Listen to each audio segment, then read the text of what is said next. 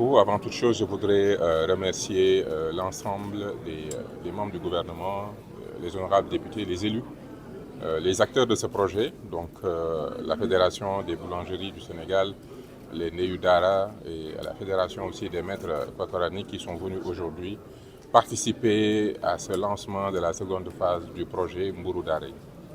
Effectivement, si on parle de seconde phase, c'est parce que la première phase a été des plus concluantes. Ce projet que nous avons lancé pour montrer la nouvelle orientation que nous avons voulu donner à l'Agence de développement local.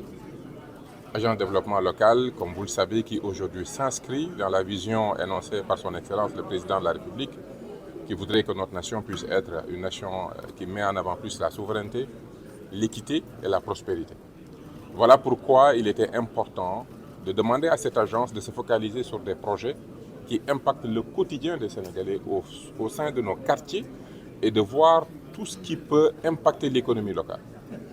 Quand nous avons travaillé sur ce projet des Mbourou Daré qu'ils ont eu à structurer et à lancer, nous avons vu que c'est un projet qui, premièrement, permet de renforcer les compétences de tout ce qui est menuiserie métallique parce que l'ensemble des équipements de boulangerie sont produits ici au Sénégal.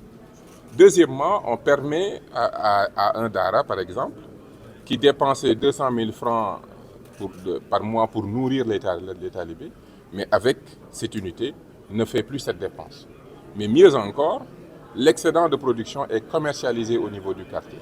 Nous avons vu un exemple où un Dara pouvait encaisser près de 300 000 francs CFA rien qu'avec ce produit, sans compter l'impact que ce pain a sur les consommateurs au niveau du quartier. Il faut aussi préciser que chaque Dara, au-delà de l'unité, a un champ pour produire, pour faire des activités agricoles et permettre d'avoir tout ce qui est céréales et qui pourrait leur permettre d'utiliser des céréales locaux dans la production de ce pain.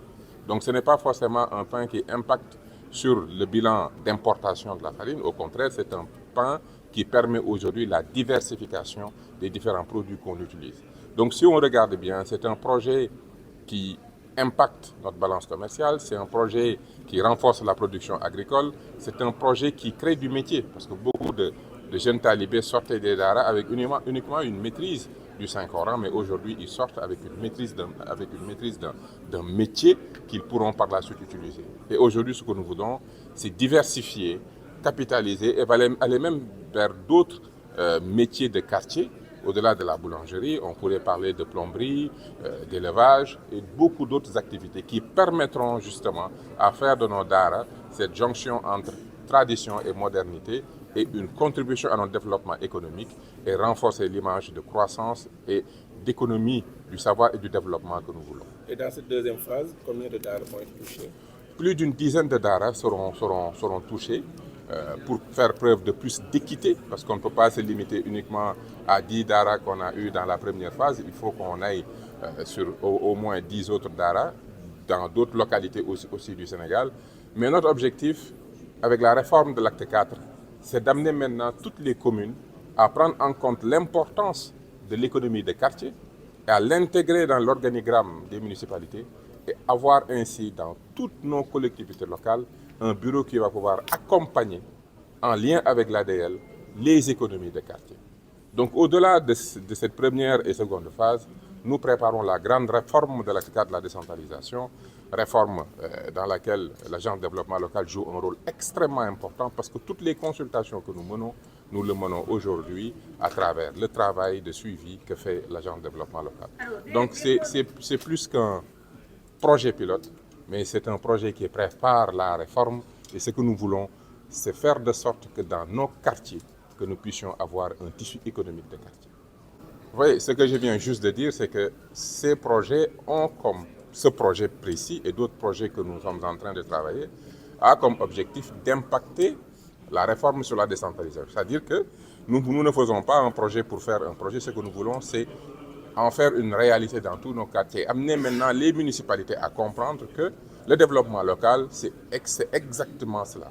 C'est accompagner les jeunes, les femmes, les Dara et d'autres structures dans des projets économiques. Nous pouvons aller vers des zones de pisciculture de quartier, nous pouvons aller vers des boucheries de quartier, nous pouvons aller vers des bergeries de quartier, comme des boulangeries de quartier portées aujourd'hui par les Dara. Voilà ce que nous voulons, là où nous voulons aller. Donc ce sera projet par projet jusqu'à mailler le tissu économique des quartiers, amener les municipalités à en faire une priorité et assurer ainsi la diffusion de cet esprit d'un développement local, localisé de quartiers, que ce soit une réalité dans toutes nos municipalités. Et ce qui complète, c'est qu'aujourd'hui, nous allons dans la prochaine réforme imposer ce qu'on appelle les conseils de quartier, qui deviennent maintenant des structures de gouvernance de quartier, et les maires auront l'obligation de les consulter dans tout ce qu'ils font, notamment dans le vote du budget. Ce qui crée ainsi un lien entre l'économie du quartier, l'économie locale, avec le département et les pôles territoires. Pour nous, c'est tout un ensemble.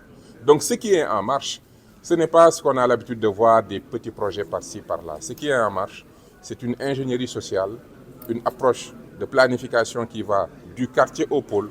Et l'objectif, c'est qu'avec l'avènement des pôles territoires et de l'acte 4, c'est toute l'architecture de gouvernance économique locale de ce pays qui change pour ainsi apporter sa contribution à l'agenda de transformation. Parce que la transformation du Sénégal se fera depuis les quartiers, essentiellement avec les acteurs des quartiers. Vous savez, la beauté de la décentralisation, c'est qu'il n'y a pas d'obligation. Décentraliser, c'est permettre à des populations de choisir leur maire et de laisser à ces gens-là l'autonomie de la prise de décision, de réfléchir. Parce que l'État est en haut, l'État ne peut pas réfléchir sur toutes les questions. Il faut que les maires aient cette autonomie, il faut que les populations puissent se réunir, regarder leurs priorités. Donc il n'y a pas d'obligation. Mais on n'a pas besoin d'obliger quelqu'un à faire quelque chose qui marche. Notre objectif, c'est de montrer comment les Mburuudara impactent. Et les maires que je connais, passionnés qu'ils sont, qui aiment leur localité, qui veulent jambar, veulent réussir, ils vont s'agripper sur ces projets-là. Ils vont en faire des exemples. Donc l'idée du développement, ce n'est pas d'obliger, c'est d'inspirer. On est ensemble. Tant que le projet est clair, tant que le modèle marche, les gens vont se l'approprier et la diffusion sera naturelle.